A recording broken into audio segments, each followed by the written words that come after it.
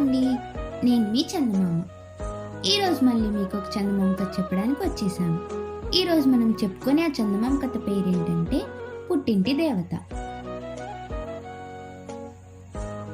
అంతగా ఆస్తిపరులు కాని ఒక సామాన్య కుటుంబంలో పుట్టిన బంగారమ్మకు చిన్నప్పటి నుంచి నగలంటే పిచ్చి మోజు.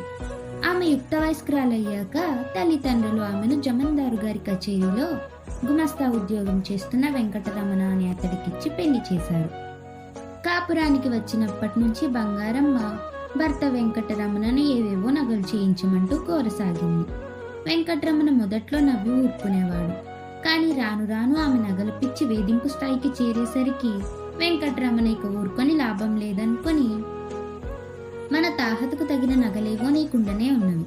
నీకు వడ్డానాలు చంద్రసూర్యహారాలు చేయించడానికి నేనేం జమీందార్ని కాను. ఆయన కచేరీలో మామూలు గుమస్తాను. ఉన్న వాటితో తృప్తిపడి నీ బంగారం పిచ్చి మానుకో అని గట్టిగా కోప్పడ్డాడు. బంగారమ్మ చేసేదేమీ లేక ఊరుకున్నది. అయితే ఆమె నగలు పిచ్చి మాత్రం మనసును తొలుస్తూనే ఉండేది. ఇలా కొన్నేళ్లు జరిగిపోయాయి. బంగారమ్మ ఒకే ఒక్క కొడుకు గోవిందుకు బాగా చదువు సంధ్యలబ్బి అతడు కచేరీలో ఉద్యోగం సంపాదించాడు. సంపాదించిన కొద్ది రోజుల్లోనే వెంకట్రమణకి తీరని అనారోగ్యానికి గురై ఉద్యోగం మానుకొని ఇంటి పట్టునే ఉండసాగాడు.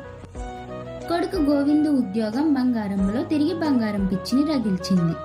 వాడికి పెద్ద కట్నం తీసుకుని పెళ్లి చేసి ఆ డబ్బులతో వడ్డానం, మెడకు 2 పేటల నాంతాడుతో పాటు ఇంకా ఏవేవో నగలు చేయించుకోవాలని ఆలోచన చేయసాగింది.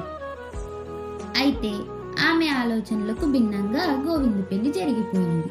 అదెలాగంటే, గోవిందు తన స్నేహితుడి పెళ్లికి దూర గ్రామం వెళ్ళాడు. ఆ పెళ్లిలో కమల అనే అమ్మాయి వాణ్ణి బాగా ఆకర్షించింది. ఇక 2-3 నెలల వరకు ముహూర్తాలు లేవని తెలుసుకున్న గోవిందు కమల తల్లిదండ్రుల అంగీకారంతో స్నేహితుడి పెళ్లి ముహూర్తానికే తాను కమలను పెళ్లి చేసుకుని ఆమెను వెంటబెట్టుకుని ఇంటికి వచ్చాడు. కమలను చూసి ఆశ్చర్యపోతున్న తల్లితో గోవిందు, అమ్మా, నీ కోడలు, మమ్మల్ని ఆశీర్వదించు అంటూ బంగారమ్మ పాదాలకు నమస్కరించబోయాడు. బంగారమ్మ కోపంతో వెనక్కి జరుగుతూ, ఒరే, ఈ పిల్ల నీ భార్య కావచ్చు, కానీ నా కోడలు మాత్రం కాదు అన్నది. పక్కనే ఉన్న కమల తండ్రి, అలా కోపగించుకోకండి అక్కయ్య గారు, మా కమల నచ్చడంతో మేము కానీ కట్నం ఇచ్చుకోలేమని తెలిసినా పెద్ద మనసుతో ఈ పెళ్లి చేసుకున్నారు అల్లుడు గారు అన్నాడు. ఓహో, కానీకి గతి లేని దరిద్రపు గొట్టు సంబంధం అన్నమాట అన్నది బంగారమ్మ మరింత కోపంగా. అప్పుడు కమల తల్లి కల్పించుకొని, పెద్దవారు, మీరు లేకుండా పెళ్లి జరిపించడం తప్పే. దగ్గరలో ముహూర్తాలు లేవని అల్లుడు గారు పట్టుబట్టారు. మమ్మల్ని క్షమించండి వదిన గారు అంటూ బంగారమ్మ చేతులు పట్టుకున్నది. బంగారమ్మ తన చేతుల్ని మిదుల్చుకొని అడ్డమైన వాళ్ళు వరుసలు పెట్టి పిలుస్తుంటే వంటి మీద తేళ్లు జర్రులు పాకుతున్నట్టుంది. పిల్లని ఇక్కడ వదిలి తిరిగి చూడకుండా ఊరు వదిలి పొండి అన్నది. కమల తల్లిదండ్రులు కళ్ళనీళ్లు పెట్టుకొని కూతురి కేసి జాలిగా ఒకసారి చూసి అక్కడి నుంచి వెళ్లిపోయారు. ఇది జరిగినప్పుడు బంగారమ్మ భర్త ఇంట్లో లేడు. అక్కడికి 4 కోసుల దూరంలో ఉన్న ఒక ఊరుకు హిమాలయాల నుంచి ఒక బైరాగి వచ్చాడని తెలిసి ఆయన ఎటువంటి వ్యాధినైనా ఒకే రకం మందుతో ఒకే మోతాదుతో నయం చేస్తున్నాడని నీలి వార్తగా విని ఆశ కొద్దీ ఆ బైరాగిని చూడబోయాడు.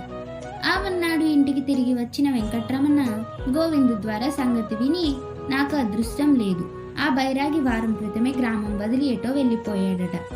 మీ అమ్మ సంగతి ఎరిగి ఉండి నువ్వు ఆమెకు చెప్పకుండా ఈ పెళ్లి చేసుకోవాల్సింది కాదు అన్నాడు విచారంగా. బంగారమ్మ వారం తిరగకుండా కోడల కమల మీద కక్ష సాధింపుకు పూనుకున్నది.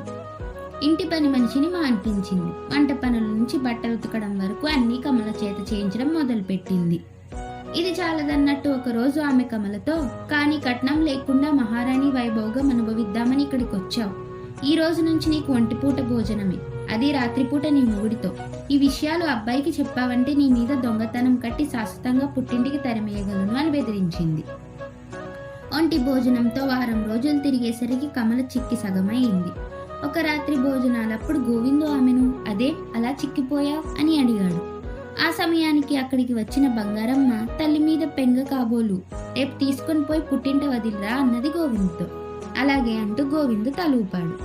ఆ రాత్రి ఎంతకు నిద్ర పట్టక కమల నడి రాత్రి వేళ పెరట్లోకి వెళ్ళి అక్కడ ఒక అరుగు మీద కూర్చొని గయ్యాలి అత్త పెట్టే బాధను తలుచుకొని దుఃఖించసాగింది.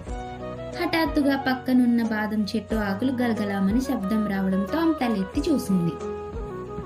పిశాచం ఒకటి బాదం చెట్టు కొమ్మల్లోంచి ఎగిరి ఆమె ముందు దూకుతూ, భయపడకు, నీకు మేలు చేయడానికే వచ్చాను, ఎందుకు దుఃఖిస్తున్నావు అని అడిగింది.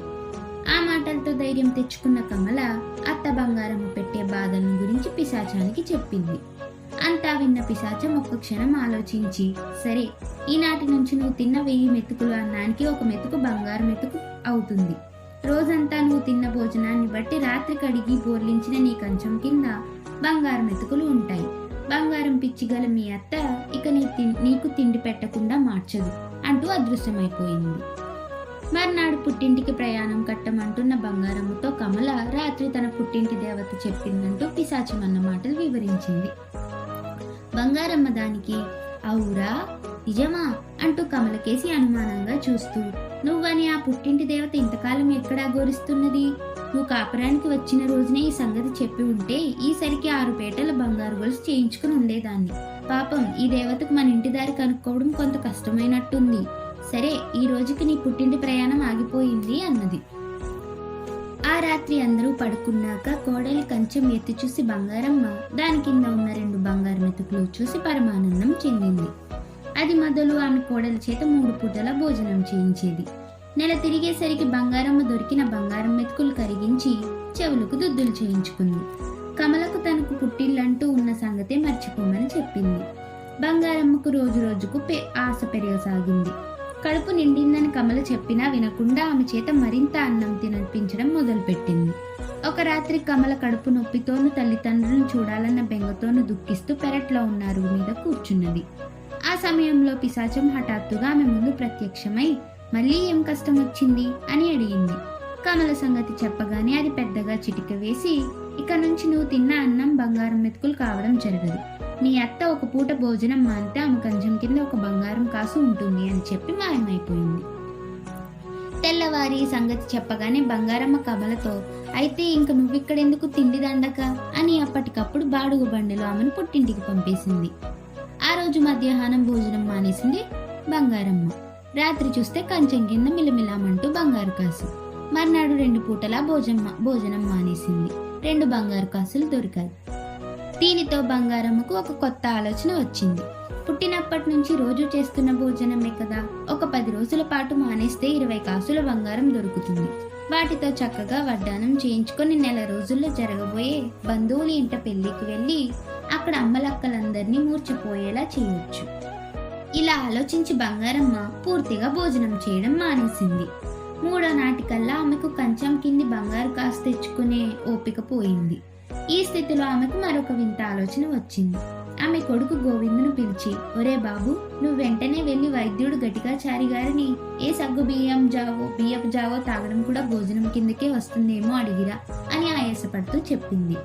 ఏమిటి వింత అనుమానం అనుకుంటూ గోవిందు వైద్యుడి దగ్గరికి వెళ్లి బంగారమ్మ అడగమన్న ప్రశ్న అడిగాడు. దానికి గటికాచారి నవ్వి, ఒక్క నీరు తప్ప ఏది తిన్నా భోజనం కిందకే వస్తుంది అన్నాడు. గోవిందు ఇంటికి తిరిగి వచ్చేసరికి బంగారమ్మ అపస్మారక స్థితిలో ఉన్నది.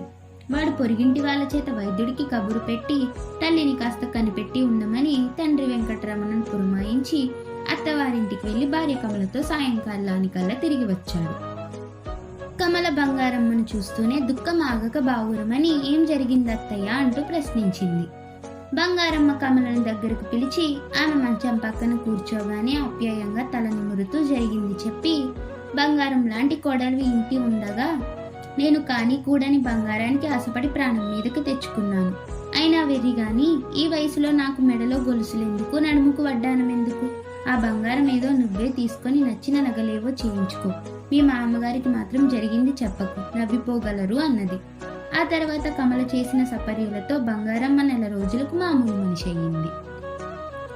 అలా కథ కంచికి మనం ఇంటికి.